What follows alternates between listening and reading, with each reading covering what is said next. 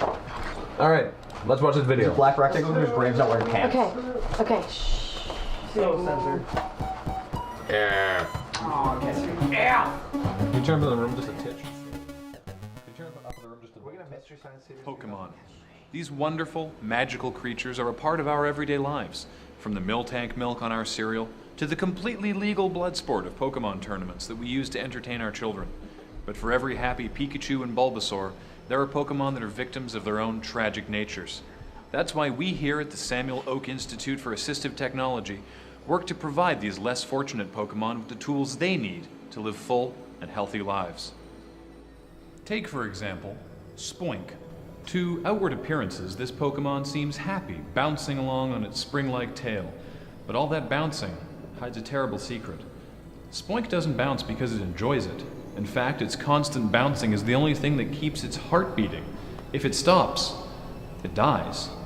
But, using a modified pacemaker and a series of pneumatic actuators, we've designed a prosthetic that provides the needed jolts to finally let Spoink cease its constant bouncing torment. Thanks to our work, this Pokemon is now able to do all the things we take for granted: drinking a glass of water, moving through a low-ceiling basement suite, and even using an Etch-a-Sketch.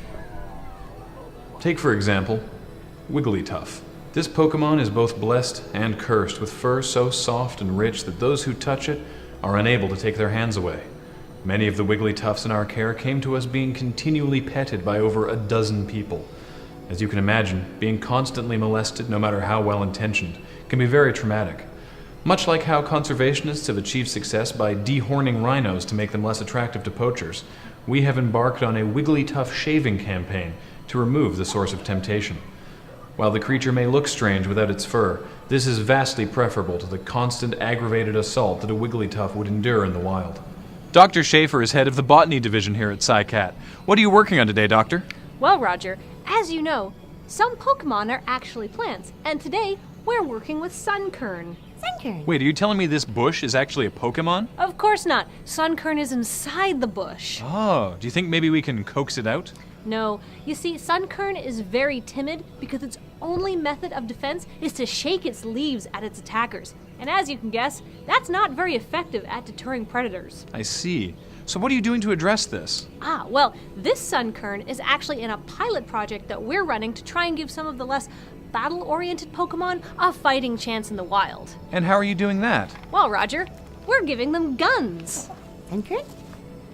Sunkern! The next Conkeldurr that comes after this Sunkern is going to be in for a nasty surprise, I tell you what. Fantastic. We've also been experimenting with teaching Magikarp how to use a harpoon gun, and we've had some success equipping Happiny with grenades. Sunkern. This Sunkern is doing fantastic. Great job, Doctor.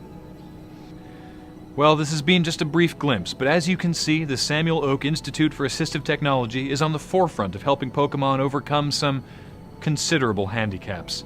Maybe someday we can live in a world where noise-isolating headphones can prevent a Whismur from spending its life crying because of the sound of its own crying.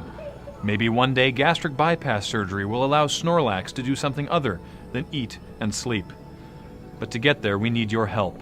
Please call 1-800-POKEFIX and make a donation to the Institute today. Well, it's amazing how she can load the gun like that. Sunkern. Oh yes, you see, we've been teaching them to... Oh, I see that she's removed the safety now. Sunkern. Maybe we should just back up a little bit. Sunkern, Sunkern. Okay, maybe we should go now. Sunkern.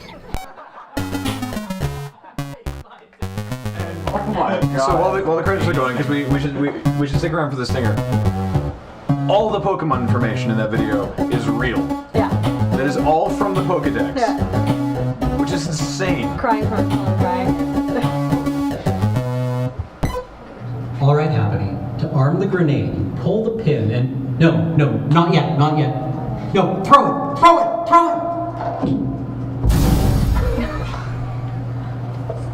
We're gonna need another Happiny.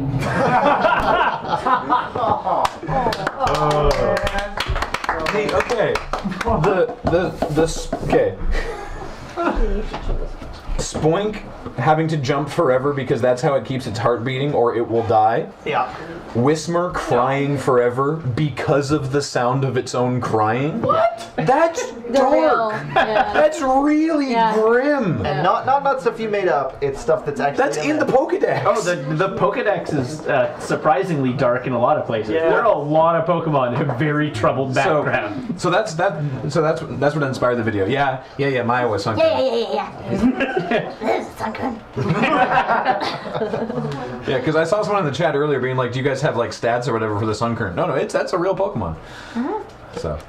So we're going to do a giveaway, and we're going to do an art challenge, I think. But first, Graham and I are heading out GTFO because I have to drive tomorrow.